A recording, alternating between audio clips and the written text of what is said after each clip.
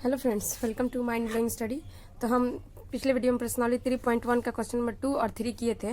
तो एक चीज़ उसमें क्या गलती हो गई थी हमारे से कि हम लोग ने तो इसको अच्छे से सॉल्व किया था, ठीक है। और यहाँ पे क्या दिया हुआ है, ज्यामितीय रूप। ज्यामितीय रूप में व्यक्त, एक तो बीजगणितीय दिया हुआ था, एक अगला दिया था ज्यामितीय रूप। तो ज्यामितीय का मतलब होता है ग्राफीय। तो आपको ये वाले क्वेश्चन और ये वाले क्वेश्चन को भी क्या करना पड़ेगा, ग्राफ विधि द्वारा आपको। तो हम लोगों ने क्या किया था, मान तो निकाल ही लिया था, बस उसको क्या करना था, ग्राफ पे खींचना था। तो ग्राफ पे पहले क्वेश्चन में हमने बताया था कि कैसे खींचा जाता है, तो हम लोगों ने सॉल्व किया है। बस उसको क्या कर दीजिए, आप ग्राफ पर ड्रॉ कर दीजिए, ठीक है। तो उस वीडियो में मैंने बोला था कि ग्राफ विधि द्वारा नहीं करना है, लेकिन मैंने फिर से पढ़ा तो ये दिया हुआ है ज्यामितीय। तो ज्यामितीय और ग्राफीय दोनों क्या होता है, एक ही चीज़ होता है। तो आप ग्राफीय विधि द्वारा करेंगे, ठीक है। अब हम लोग को आगे पढ़ना है। यहाँ पे देखिए 3.2 पे जाने से पहले हमको ये वाली चीज़ पढ़ना जरूरी है, क्योंकि ये काफ़ी इंपॉर्टेंट है। तो चलिए इसको पहले समझते हैं कि क्या दिया हुआ है। तो हम यहाँ पे कॉपी पे समझते हैं, ठीक है। तो सबसे पहले हमको क्या समझना होगा कि रैखिक समीकरण, तो आपको पता ही होता है कि रैखिक समीकरण हम कैसे लिखते हैं। रैखिक समीकरण हमको लिखना होता है, तो हम लिखते हैं ax plus B Y plus C बराबर क्या लिखते हैं, शून्य लिखते हैं। यही तो रैखिक समीकरण में लिखते हैं। और देखिए x का गुणांक ये वाला, ये इसका क्या हो जाएगा, गुणांक, ठीक है। जिससे x की गुणा हो रही है वही उसका क्या कहलाएगा, गुणांक। तो b का, यहाँ पे y का गुणांक क्या हो जाएगा, तो b हो जाएगा। और यह c वाला क्या होता है, तो c वाला होता है अचर पद। c वाला क्या होता है, अचर पद। हम लोग को बेसिक समझ के पढ़ेंगे ताकि हमको कोई दिक्कत ना है। अब एग्जाम्पल में ले लिए, जैसे कि यहाँ पे दे दिए 2x प्लस 3y बराबर 2, ठीक है। तो इसको पहले रैखिक समीकरण में कर लेते हैं। तो रैखिक समीकरण में कैसे करेंगे, 2x प्लस 3y इक्वल में उधर हमको क्या बताना है, शून्य। दो को इधर लेके आ जाएंगे तो बराबर 2 माइनस 2 बराबर क्या हो जाएगा, शून्य। अब बताइए, अब यहाँ पे a का गुणांक क्या हो जाएगा, यानी कि अब आपको लिखना होगा x का गुणांक y का गुणांक। तो यहाँ पे अगर हम दो समीकरण दें या एक ही समीकरण दें तो x का गुणांक क्या लिखेंगे, यानी कि अगर यहाँ पे लिखना होगा a1 बराबर हम लिखेंगे 2, अगर दो समीकरण दिए तो, नहीं तो आप ए लिखिए, फिर यहाँ पे लिखिए बी बराबर क्या हो जाएगा 3, और सी बराबर क्या हो जाएगा, तो सी बराबर हो जाएगा -2। ये ए हो गया, ये बी हो गया, और ये वाला क्या हो जाएगा, सी हो गया।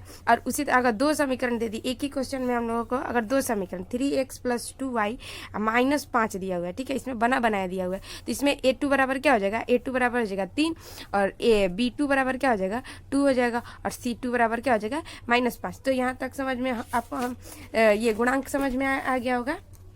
और देखिए अब हम इस थोड़ा सा समझेंगे कि ये वाली जो फिगर हमने दिखाया था, ये पूरा बॉक्स हम लोगों को क्या करना है, तो वो समझना है।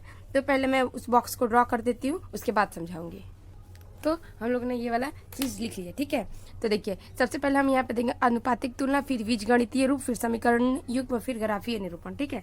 तो सबसे पहले क्या होता है, a1 बटा में a2 बराबर नहीं b1 बटा में b2। अगर ऐसा कुछ हुआ तो जैसे यहाँ पे a1 बटा में a2, अगर a1 बटा में a2 करने जाए, ठीक है, तो 2 बटे में 3 होगा ना, a1 2 है, a2 कितना है 3, और b1 बटे में b2 आप करिएगा तो कितना होगा 3 बटे में 2 होगा ना। तो आप बताइए a1 बटे में a2 जितना है क्या उतना ही b1 बटे में b2 है, तो आप कहेंगे नहीं, क्योंकि ये 2 बटे 3 है, अब ये है 3 बटा में 2, तो ये तो नहीं होगा।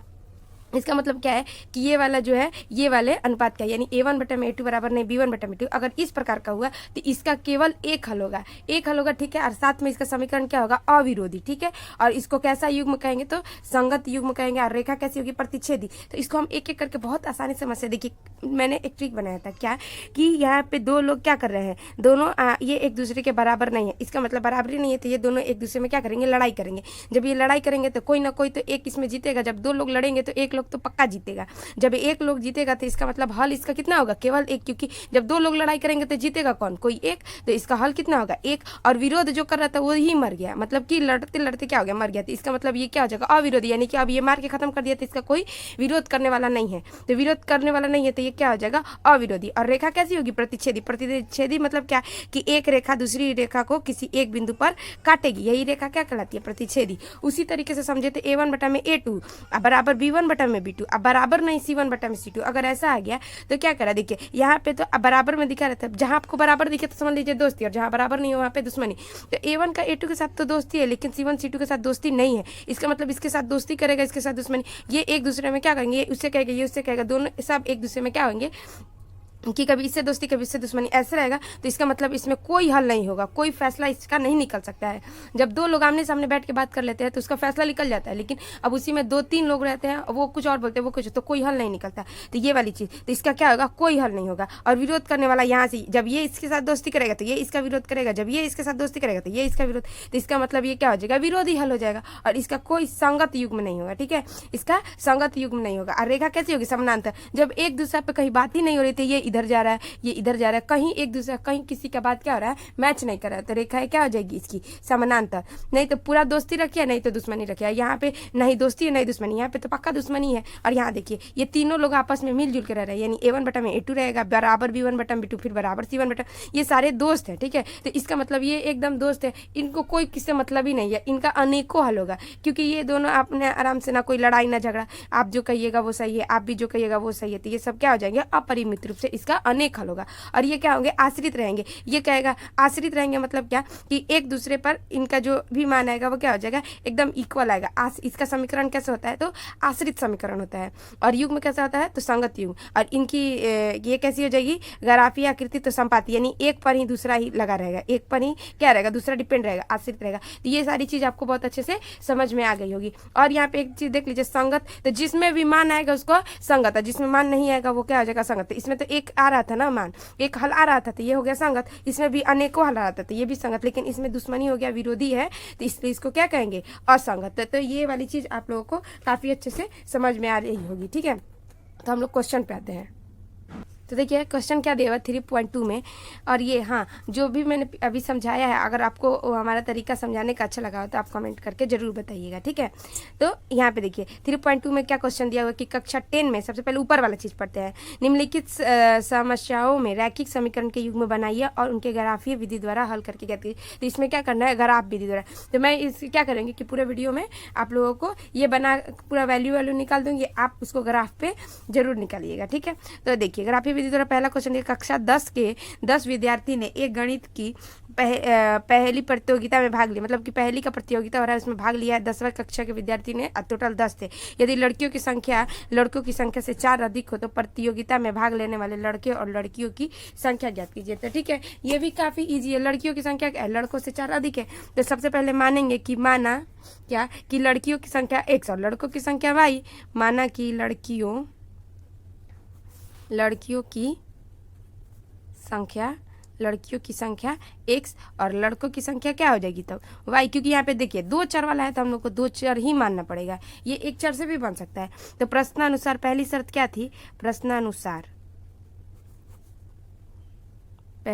पहली शर्त ये थी कि ये टोटल विद्यार्थी लड़का और लड़की दोनों मिला के टोटल कितने थे, 10 थे। तो x + y बराबर क्या हो जाएगा, 10। ये तो हो गया आपका समीकरण 1। उसी तरह आप दूसरा समीकरण करेंगे। दूसरी शर्त में क्या था कि लड़कियों की संख्या लड़कों की संख्या से क्या थी, अधिक थी, मतलब कि लड़की माइनस लड़का, अगर दोनों को संख्या देखा जाए तो कितना है, 4 लड़की अधिक है। ये समीकरण 2 हो गया, ठीक है। अब यहाँ पे A1 A2 B1 B2 ये सारी चीजें क्या करते हैं, निकाल देते हैं। उसके बाद हम इनको बताना पड़ेगा कि विरोधी है कि क्या है। तो देखिए A1 और A2 पहले लिख लेते हैं, फिर B1 B2, यहाँ पे C1 C2, ठीक है।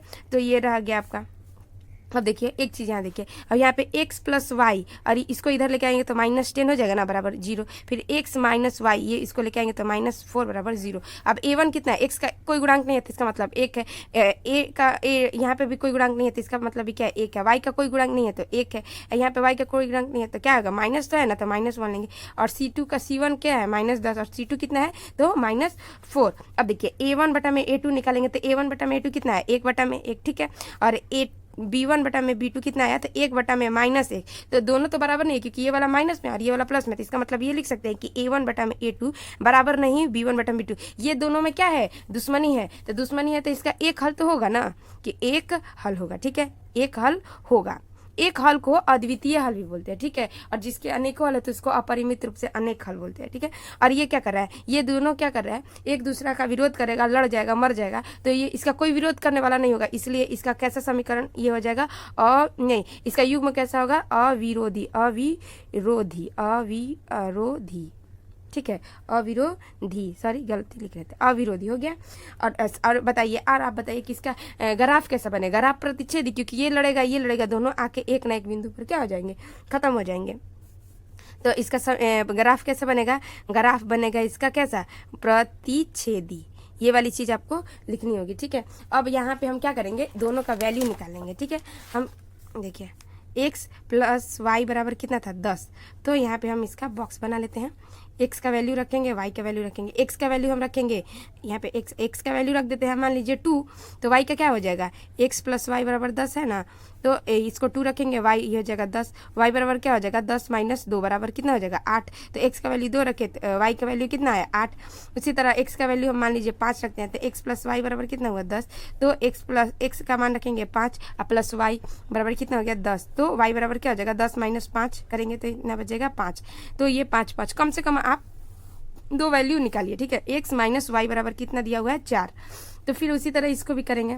अब ये वाली चीज़ आपको मिल गई, तो आप इसे ग्राफ पे अपना बना लेंगे, ठीक है। तो x बराबर कितना है, x का वैल्यू हम क्या मान लें, 1 मान लेते हैं, चलिए 1 मान लेते हैं। x माइनस वाई बराबर कितना है 4, तो x का मान रखे हैं 1 माइनस वाई बराबर ये हो जाएगा 4। तो ये देखिए y को उधर लेके जाते हैं, क्योंकि माइनस में तो उधर जाएगा तो प्लस में जाएगा, ये 4 इधर आ जाएगा, तो ये हो जाएगा y, ये बच जाएगा -3। तो y का मान x का मान 1 रखेंगे, तो y का मान कितना आ गया -3। फिर x का मान आप 2 रखिए, तो x माइनस वाई बराबर कितना है 4, तो x का मान रखेंगे 2 माइनस वाई बराबर 4।